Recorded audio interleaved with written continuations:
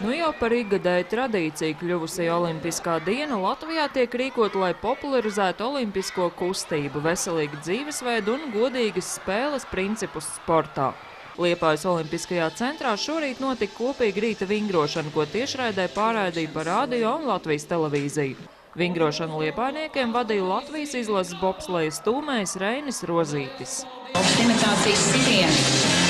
Divas reizes kreiso roku, ar labo, ar kreiso. Jāpiebilst, ka Olimpiskās dienas dalībnieku skaits pieaug. Ja pagājušajā gadā tā uz rīta vingrošanu visā Latvijā pulcēja 76 000 skolēnu, tad šogad vingroja jau 87 000 dalībnieku. Pēc kopīgas rīta rosmes Liepājas Olimpiskajā centrā skolēni piedalījās arī dažādās sacensībās. Jāpiebilst, ka šogad Olimpiskās dienas devīze ir "Esam sportiska ģimene". Organizatori skaidro, ka tieši ģimene katru motivē nepagurt un neatslābt vājuma brīžos un priecāties par kārtējo sasniegumu. Sports pēc organizatoru teiktā nenozīmē tikai ambiciozu mērķu izvirzīšanu un to sasniegšanu Olimpiskajās spēlēs. Sports tas ir kopā būšana un kopā jušana.